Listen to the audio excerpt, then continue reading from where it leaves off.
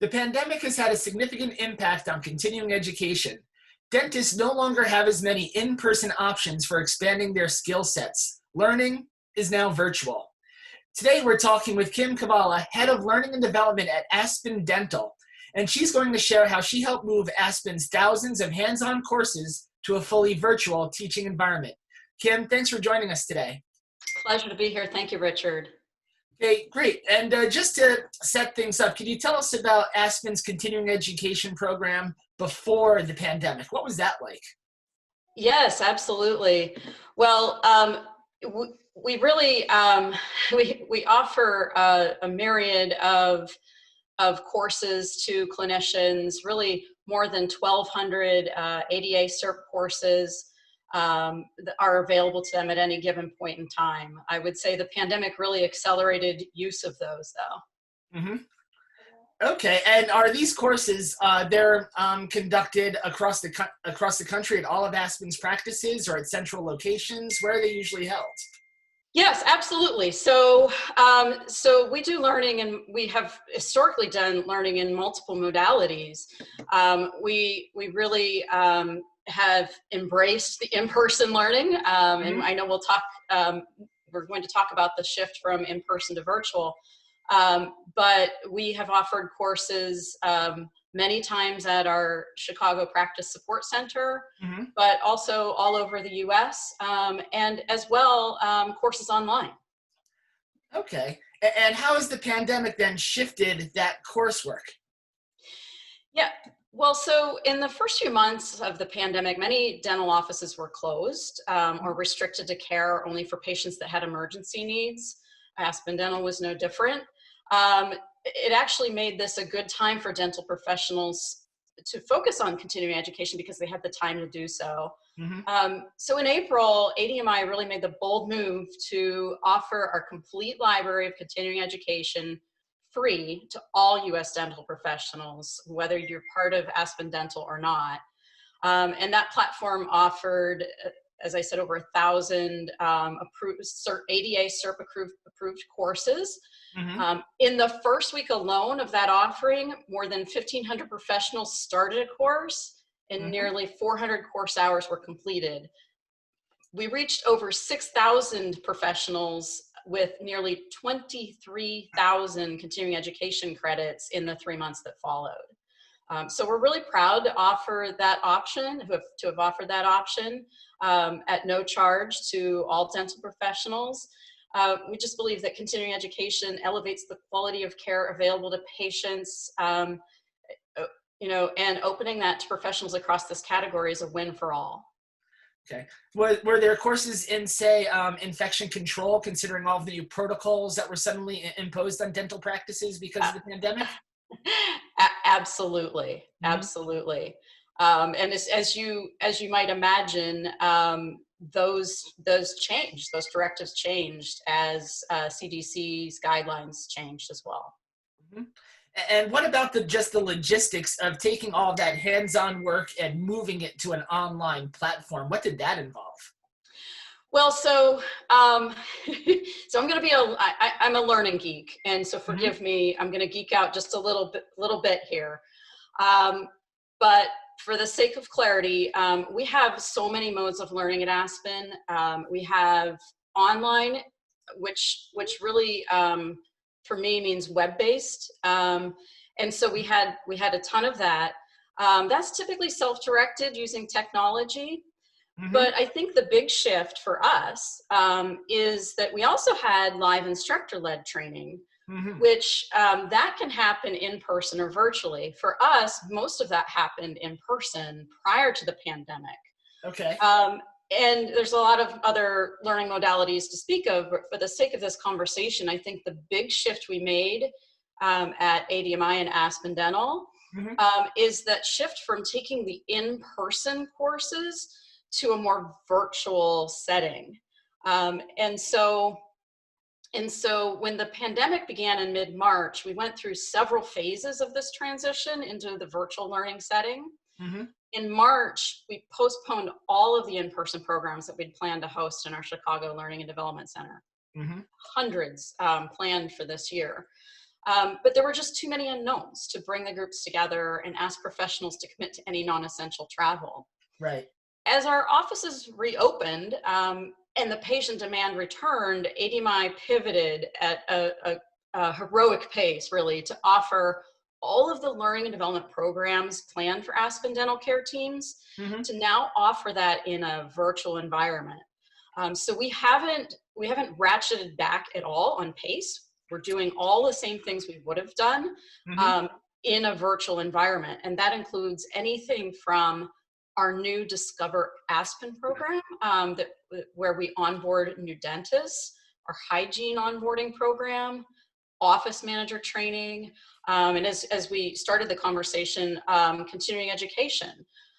We're doing continuing education on clear aligners and dental implants, just to name a few. Mm-hmm. So I would say having an integrated learning and development platform and the capabilities to continue development opportunities virtually is a clear advantage during this global health crisis. And I think a clear advantage of a DSO. Our organization really had the resources, manpower and capabilities really to make that quick pivot. Okay, and a lot of people in our audience right now, they might not have taken an online course yet. It all still might be very new to many dentists out there. Can you walk us through what an online course entails? Absolutely. So I'll use our implant education program as an example. Mm-hmm. This program recently won a Brandon Hall Gold Award for best use of blended learning. So what that means is we're using multiple modalities of learning. Mm-hmm. And this program includes a unique learning path for each of the roles within the dental office.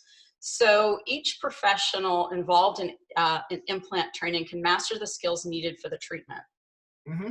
It features web-based learning online, video, consultative and role-play scenarios. We actually even used virtual reality 360 video, Mm-hmm. as well as the live instructor-led sessions. So as we said, before the pandemic hit, we were running all of those live instructor-led sessions face-to-face at our practice support center in Chicago. Mm-hmm. But once those in-person classes were no longer an option, the team quickly made the pivot to ensure that we were providing those virtually. Big implant treatment services. He's our SVP of implant support services. He really connects directly with the learners. Best practice we like to use within the virtual learning environment is to ensure interactivity via polls, via small group breakouts, whiteboard activities, etc. So we try to keep things really interactive. In the case of this implant program, the hands-on demonstration and practice were especially challenging to replicate in that virtual environment, as you might imagine, right? Right, yes. So how did we handle that? Dr. Rawal really, he identified a special camera that he can put on his computer that really zooms in on the tactile related activities that he demonstrates throughout that course. Mm-hmm. So participants prior to the program receive prosthetic kits and implant components through the mail, and they can follow along with his demonstrations. I would say participants really overwhelmingly appreciate the option to learn outside office hours. Mm-hmm. They can view those procedures up close while connecting instantly with their peers in the virtual classrooms. And to have that interactive, risk-free environment, travel-free to apply learning. So I would say, the last thing I would add is that the lessons are recorded. Mm-hmm. So unlike the in-person classroom, learners can actually go back and review the course that they took so that they can revisit anything that felt challenging. So I hope that answers your question. I think the team really got creative with this program, and I think this is probably a pretty good demonstration of how we have to get creative in a virtual environment. But learning is really a non-negotiable part of Aspen Dental's culture, and we are absolutely committed to help professionals build meaningful courses where they can provide patients with best-in-class care. And in addition to that camera that you mentioned, what other options are there for dentists and anybody in your team really to replicate that tactile, hands-on kind of experience in a virtual world? Yes, well, I mean, I think I had alluded to it earlier. It's not always easy from a administrative standpoint, from a logistical standpoint, but I think getting any of the materials, any of the equipment that we would use hands-on in the classroom, simply getting that out to the participants where they are, Hmm. and then finding a way to replicate what we would do in the classroom through video is how we've addressed that in multiple situations. And are there any other particular challenges that have emerged as you've made this transition to the virtual world? It's a great question. I think the challenge, frankly, that we've had has been more about making the redesign of everything to do and doing that at fast pace. That being said, I would say we have learned a lot along the way. We know now that before a program begins, there are some basic things that we can share with participants about what to expect in a virtual environment, how to prepare to be a learner in a virtual environment. We know now that a best practice is any of the foundational learning that could be done prior to the virtual session. We find a way to do that prior to the virtual session so that we eliminate or reduce the amount of lecture and keep that time that we have in the virtual setting very interactive and very engaging for the learner. And you know, we never will fully replicate the hallway conversations or the break conversations that Hmm. people have when they're in person. Hmm. But we do try to find ways to create breakout rooms and other ways that professionals can have robust dialogue with other professionals. So that interactivity is still a key feature of the program. It's not just watching canned videos all the time.